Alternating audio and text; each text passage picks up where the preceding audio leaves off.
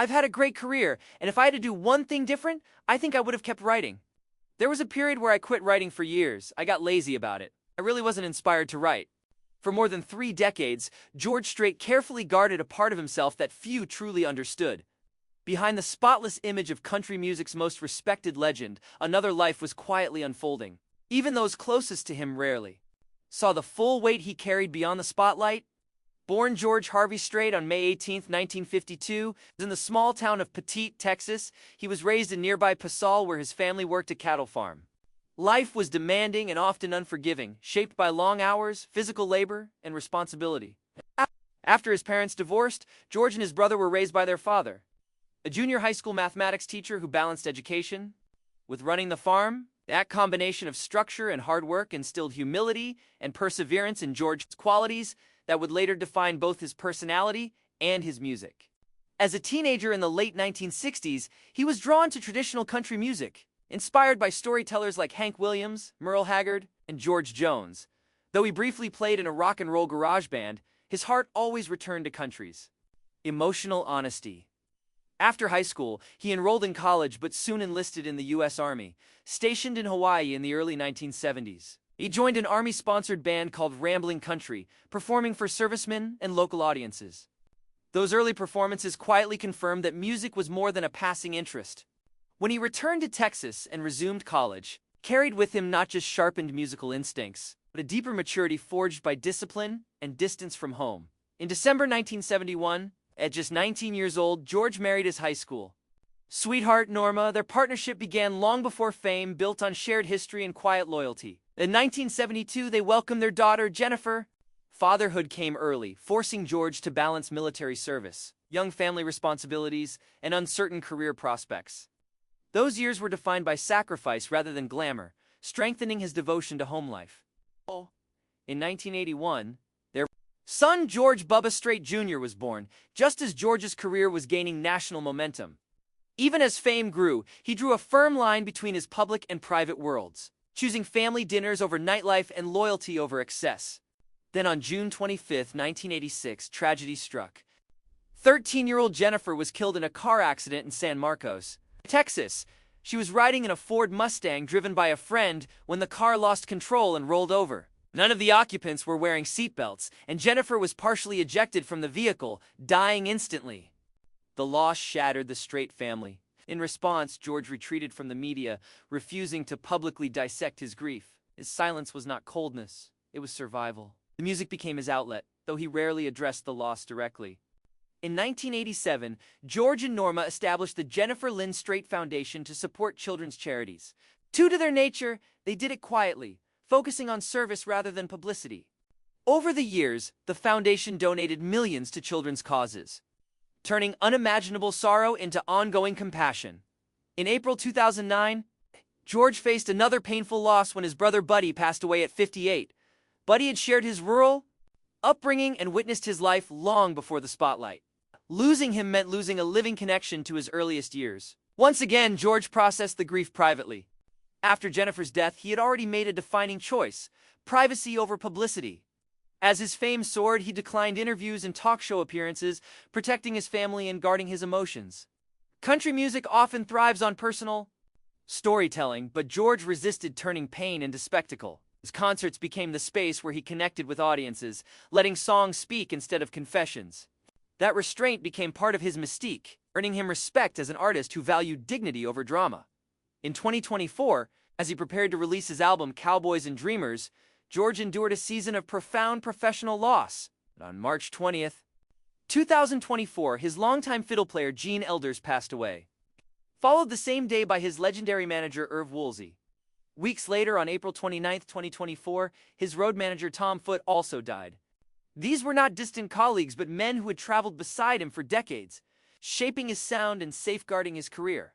Cowboys and Dreamers was dedicated to their memory, a quiet tribute to loyalty and friendship. Then in April 2025, George lost one of his closest friends, rodeo legend Roy Superlooper Cooper, who tragically died in a house fire. Cooper had been a brother in spirit, sharing George's deep respect for Western values and humility. At Cooper's funeral, George delivered a rare emotional tribute, his voice trembling as he honored their decades of friendship. It was a glimpse A vulnerability from a man who had long kept his emotions guarded through triumph and tragedy. George Strait's life has been defined not just by record-breaking success, but by restraint, loyalty, and quiet endurance. He chose to protect what mattered most, even when the world demanded access. His career was never just about chart-topping hits or sold-out stadiums. It was about staying rooted in the values shaped on a Texas farm. And perhaps the one regret he carries stepping away from writing for a time speaks to the same honesty that has marked his entire journey. Behind the legend stands a man who endured unimaginable loss, honored those he loved without spectacle, and proved that sometimes the strongest stories are the ones told softly. As the years moved forward, George Strait's career continued to reach milestones few artists in any genre have ever touched. He became known as the King of Country not because he chased the title, but because he earned it quietly. More than 60 #1 hits, record-breaking tours, and one of the highest-grossing concert runs in country music history cemented his place at the top. Yet through it all, he never transformed into a celebrity personality. He remained, at his core, a Texas rancher who happened to sing his 2014 farewell tour. The Cowboy Rides Away tour was billed as the end of full-scale touring. The final show in Arlington, Texas, drew more than 100,000 fans, setting an indoor concert attendance record in North America at the time. For many artists, a moment like that would have been filled with dramatic speeches and emotional fanfare. Strait kept it simple: gratitude, a tip of the hat, and the music. Even in farewell, he resisted spectacle after stepping back from touring. He didn't disappear. Instead, he became more selective. Occasional performances, special events, and carefully chosen appearances allowed him to remain connected to fans without surrendering the privacy he had fought to protect for decades. He spent more time at his ranch, closer to Norma, Bubba, and the rhythms of the land that shaped him. Bubba eventually became a creative collaborator, co-writing songs with his father, bringing the story full circle. The boy raised away from the glare of fame now stood beside him in the studio. Not as a celebrity's son, but as a partner in craft. There is something unusual about George Strait's legacy. In an era where vulnerability is often performed loudly, and fame demands constant exposure, he built a dynasty through steadiness. He did not reinvent himself with every trend. He did not chase controversy. He did not turn tragedy into headlines. Instead, he leaned into consistency. Traditional country sounds, songs about love, heartbreak, loyalty, and home. A voice that rarely strained for effect, but carried weight because of what it had endured. The secret that unfolded behind the spotless image was never scandal. It was endurance. It was the quiet discipline of carrying grief without turning it into currency. It was the determination to keep his marriage strong in an industry that often breaks them. It was the decision to protect his son from the chaos of celebrity culture. It was honoring friends and collaborators not with publicity, but with loyalty. If there is a thread that runs through George Strait's life, it is restraint. He felt deeply but spoke sparingly. He suffered privately but served publicly. Achieved extraordinary fame while guarding an ordinary life at home. And perhaps that is why his music resonates the way it does. When he sings about heartbreak, it doesn't sound theatrical. When he sings about love, it feels steady rather than dramatic. The emotions are grounded, lived in, real. Looking back, his comment about wishing he had continued writing carries a certain weight. Writing is reflection. It is confrontation. It is memory set to melody. Maybe stepping away from it for a time was part of protecting himself. Maybe returning to it later became another form of healing. That is clear is that George Strait's story is not defined by one tragedy or one triumph. It is defined by how he carried both. Today, he stands not just as one of country music's most successful artists, but as one of its most disciplined figures.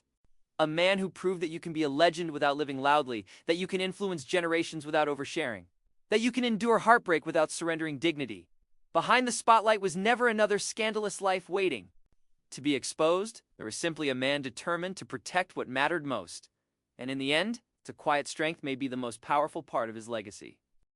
As George Strait moves deeper into the later chapters of his life, there is a sense of completion surrounding him. It's not because the story is over, but because the foundation beneath it has never cracked, while the industry around him continues to evolve. New sounds, new stars, new platforms, Strait remains anchored. He does not compete with younger artists. He does not attempt reinvention for relevance. Instead, he stands as a reference point. A reminder of what country music sounded like before algorithms and viral trends shaped the charts.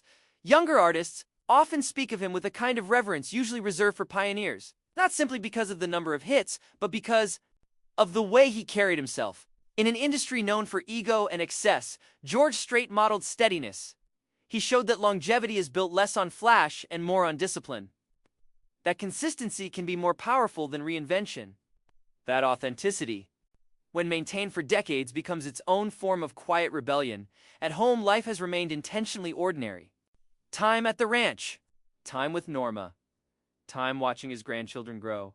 The spotlight that once demanded constant attention now feels more like a distant hum than a consuming force. And perhaps that was always the goal, not escape from music, but balance within it. Fame was something he managed, not something he allowed to manage him.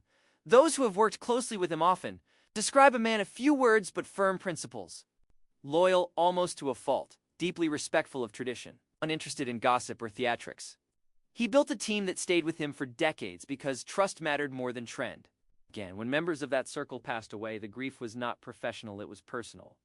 Each loss marked the closing of another chapter in a life lived alongside the same faces for years. There is also something quietly remarkable about the endurance of his marriage. In an industry where relationships frequently collapse under pressure, George and Norma remained steady. No public drama. No tabloid cycles. Just a partnership built long before fame and preserved long after it. That stability shaped everything else. It allowed him to retreat when necessary. It gave him strength when tragedy struck. It reminded him who he was when the world tried to define him differently.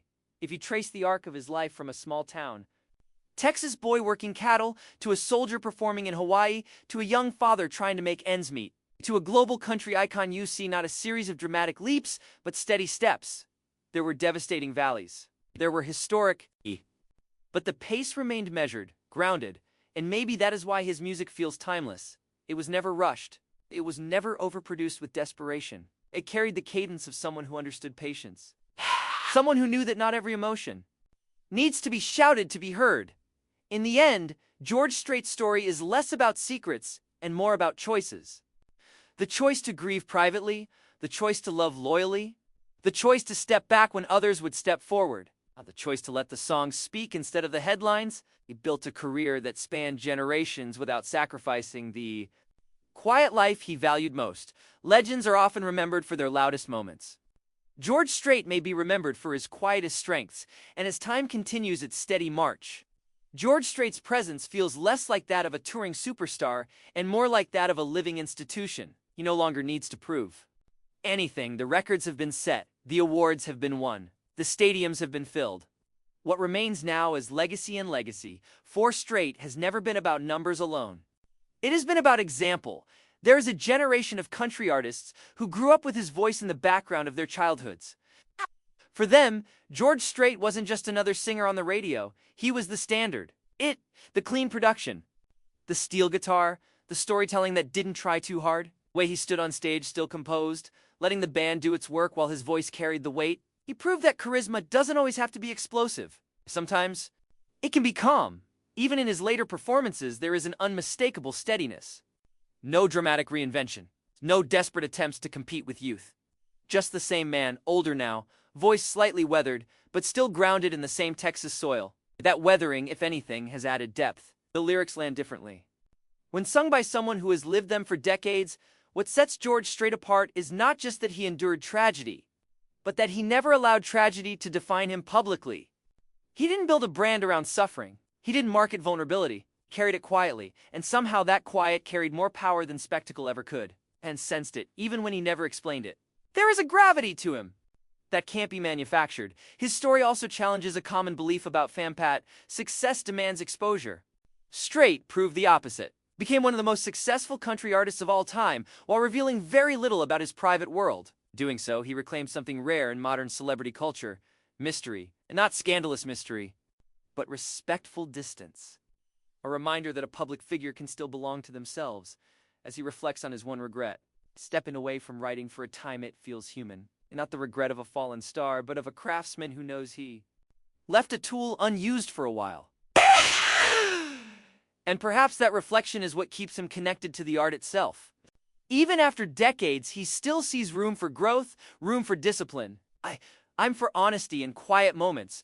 Away from stages and microphones, he is still the same man shaped by farm work and responsibility. Still the husband who chose loyalty over temptation, Still the father who guarded his family fiercely. Still the friend who mourns deeply when those he loves are gone.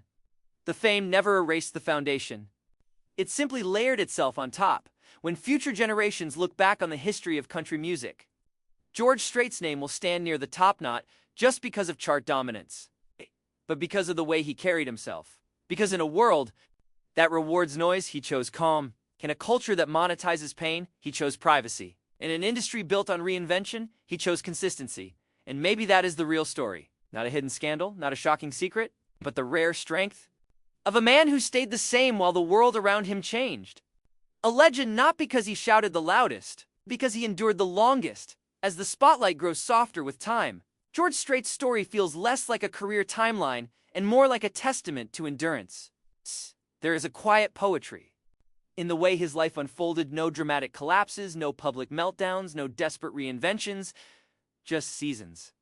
Seasons of rising, seasons of loss, seasons of reflection. And through each one he remained steady. In many ways he became the embodiment of the very themes he sang about. Loyalty, heartbreak, home, faith in simple things. His songs about love carried weight because his own marriage endured. His songs about loss resonated because he understood grief beyond metaphor. His songs about small towns felt authentic because he never truly left that mindset behind. Even when performing in front of tens of thousands, there was always something unpolished about Jim in the best sense. It's not rough, but real.